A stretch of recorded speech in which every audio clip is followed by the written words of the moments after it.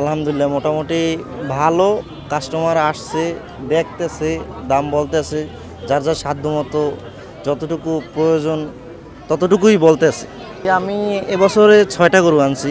এরকম হাটে এরকম কালারের এরকম শাহিওয়াল গরু আর দেখতে পারবেন কিনা আমি জানি না, তবে আমার তাই এখন পর্যন্ত সেরা আছে। গরু আনছি কুষ্টিয়া থেকে, ফার্মের না, এটা মূলত আপনার যে খামারিদের গরু, মানে যারা গৃহস্থলী তাদের গরু। আলহামদুলিল্লাহ গত বছরের তুলনায় এবছর মোটামুটি ভালো যাচ্ছে, কিন্তু এখন পর্যন্ত যেই রকমের চাহিদা হওয়ার কথা ক্রেতাদের ওইরকম চাহিদা হচ্ছে না। এটা 1,90,000, 2,30,000, 1,80,000, 1,80,000, ওইটাও 1,80,000, ওইটা 1,65,000। হাটের অবস্থা দেখতেছি যে গরুর আমদানি কম, গরু যে পরিমাণ আগে গত কয়েক বছর দেখছি যে পরিমাণ গরু আসছে এবারে কম আসছে, ক্রেতার সংখ্যাও কম, কিন্তু গরুর দাম একটু বেশি চাইতেছে, আমদানিও কম, মানে গরু কম আসছে মার্কেটে। যে পরিমাণ গরু আসছে সেই পরিমাণ গরু আজকে আসে না। আগে যে কয়েক বছর দেখছি যেভাবে গরু আসছে, গরুর পরিমাণ কম, দাম বেশি, ক্রেতার সংখ্যা এই জন্য কম, বেচা কেনাও কম। হাটের অবস্থা ভাই, হাটে লোকজন কম দেখতেছি, এমনি হাটে গরু সব কিছুতে বেশি করছে, লোকজন কম।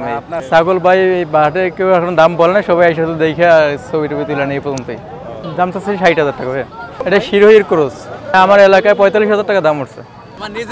আমার নিজের কয়টা আনছো? 20টা। ব্যবসা ভাই? হ্যাঁ।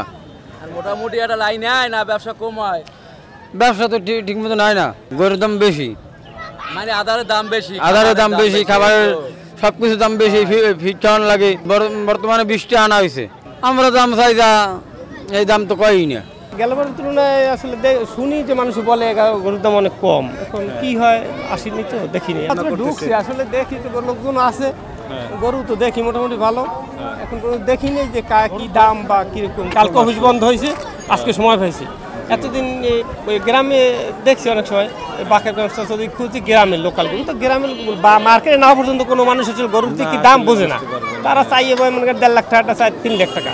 মানুষই বলে, আমি বললাম যে আসলে তুলনা কম্পেয়ার করিনি, যার জন্য বুঝতে পারতেছি না যে কম বেশি। আজকেই আসছি করতে, আসলে কোরবানি গরু কিন্তু আসলে বাজেট দেওয়া হয় না, পছন্দ হয়েছে তখন হয়ে যায়। এগুলো বাজেট দিয়ে করতে গেলে কোরবানিও আমাদের বৈধ হয় না, আর তার ভিতরে বাজেটের থাকাও যায়। ওজন দিয়ে গরু কেনা এবং এই মাপকে গরু কেনা, কতটুকু ওজন হইবে গরু কেনার আগেই দেখে এটা কত দাম, এত কয় মন গোস্ত হইবে, এগুলো আসলে আমাদের ইসলামের দৃষ্টিতে কতটা বৈধ এটাই তা আমরা বুঝি না, না তারা যারা বলে তারা বোঝে না, এটাই বুঝতে পারতেছি না। আসলে খাজনা 2% খাজনা দিচ্ছি, 2%।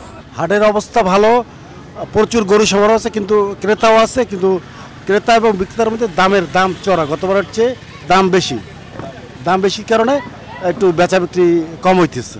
সব ধরনের সুব্যবস্থা আছে, চিকিৎসা, গরুর চিকিৎসা প্লাস বিকাশে পেমেন্ট আছে, ব্যাংকের লোক আছে, ডাক্তার আছে, সব ধরনের যাবতীয় সুবিধা এবং টাকা চেক করার ব্যবস্থা আছে, এবং যারা দূর থেকে গরু নিয়ে আসতেছে পাইকারদের থাকা খাওয়ার ব্যবস্থা আছে সব ধরনের, এবং প্রচুর সিকিউরিটির ব্যবস্থা আছে, যাদের টাকার যাতায়াতে তাদের অসুবিধা না হয়। আগামীকাল সম্ভবত হাট জমবে, কিন্তু গরু তো পর্যাপ্ত আসতেছে আমাদের, কিন্তু ক্রেতাও আসতেছে, কিন্তু তাদের সাথে দাম চড়া থাকার কারণে বেচা বিক্রি কম হইতেছে। কালকে সম্ভবত বেচা বিক্রি বাড়বে, গতবার চেয়ে এবার দাম বেশি, 40% দাম বেশি প্রত্যেকটা জিনিসের চেয়ে। এই কারণে বিক্রেতারাও বিক্রি করে সুবিধা পাইতেছে না, ক্রেতারাও কিনা সুবিধা পাইতেছে না। দেখা যাইতেছে এই হাটগুলো আমরা ইজারাদার যারা নিচে পরিচালক তাদের লস প্রজেক্ট হওয়ার সম্ভাবনা আছে।